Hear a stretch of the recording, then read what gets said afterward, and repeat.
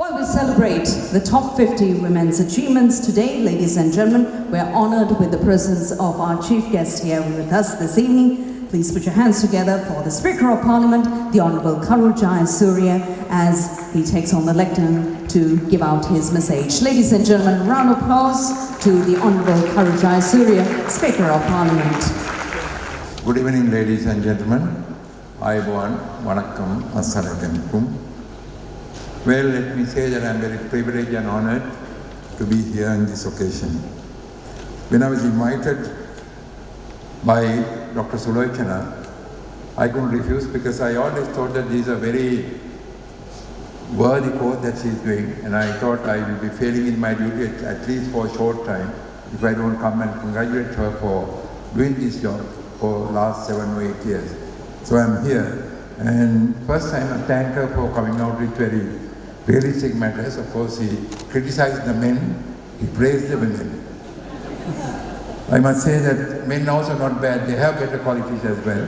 But she said one thing, I'm coming from the parliament, but I agree that if I had more women in the parliament, I'll be a happier man.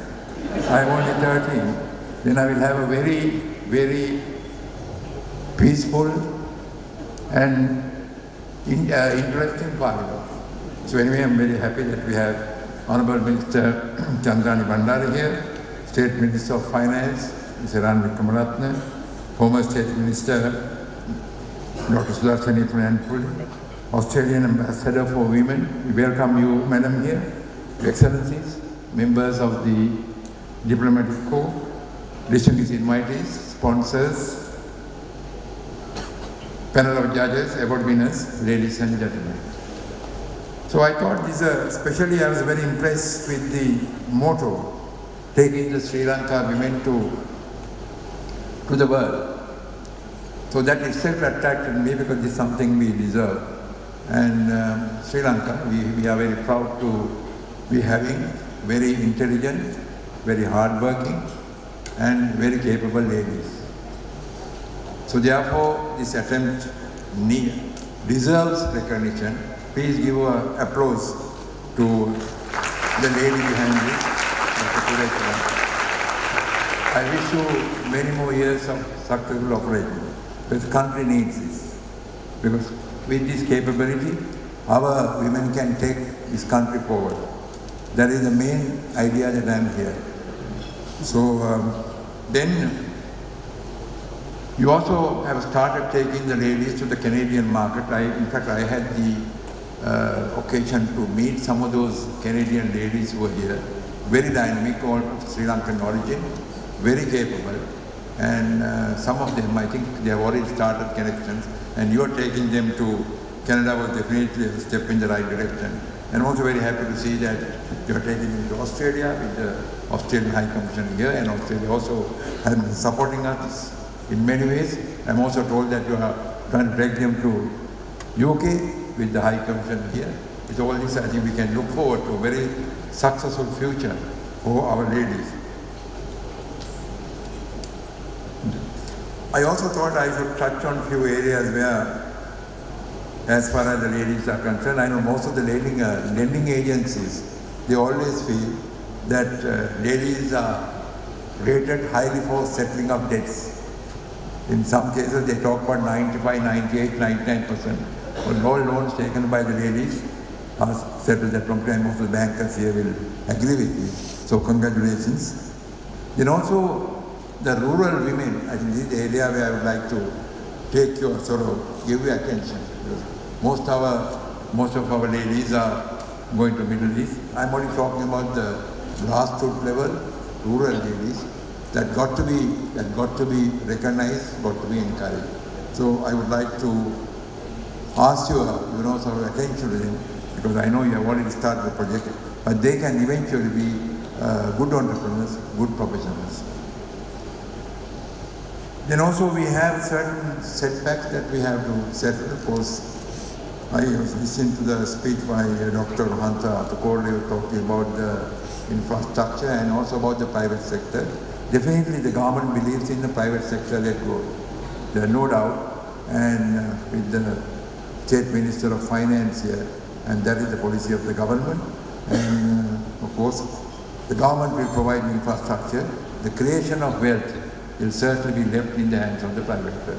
That is how the future is going to be, and that is the policy of this government, whether it's a national government or otherwise. I think both parties in the coalition still believe that the private sector has a great role to play. Then also, I know that microfinance facilities are now available, and I hope it will go to the villages in particular. Then we have certain setbacks that we have to overcome. Well, talking about the infrastructure, you need our highways, then also definitely our productivity. I mean, the productivity, to talk about the productivity, I myself come from the private sector. I was in the private sector for 32 years. And one of the things I noticed was that our productivity is still far more, or actually very much less compared to other countries in the region. Because some of the industries that started in this country had to close down because our productivity has gone down. So therefore, I'm very happy to see the chairperson of the Export Development Board here, and this area we have to definitely look at. Then the other thing is the holidays. Sri Lanka got the highest number of holidays in the world. I have calculated an average public servant worked for 176 days only for a year. You believe me, when you take into account all the weekends, public holidays, annual leave, sick leave, and all that, 170 days, 76 days a year. Then are we working 8 hours? That's also, that's a question mark. So these are the areas where we have to look at the holiday pattern. Luckily for next year, I think the holidays, most holidays are falling on weekends. So probably we'll have more working days next year. Some may like it, some may not like it, but that's the way. And then we also talk about the public service. The public service is, once again, ours is one of the highest public services in the world. The average, the rate, international rate is for every 250 members of the public, you have one public servant. In Sri Lanka, we have for every 15, we have a public servant. So you can compare the difference. This is something which deserves the attention of the government. In fact, I have also suggested that the area, not that I don't mean that we should sack these people, but if you have the largest public service in the world, we should also have the best public service in this country. So these areas deserve attention, and I'm sure the government will look at it very seriously. Then, when you look at most of them, I was very happy to see very capable, talented, professional ladies receiving awards, which is true. Then unfortunately, let me say that although we produced the world's first woman Prime Minister, as far as politics is concerned, we are only, out of the 225, we are only 13. I'm very sad about it. I think I have also been, last so many years, trying to get more and more women into politics. I have failed. In my party nomination boards I chaired, sometimes we persuade ladies to contest. Few weeks before the election, they withdrew.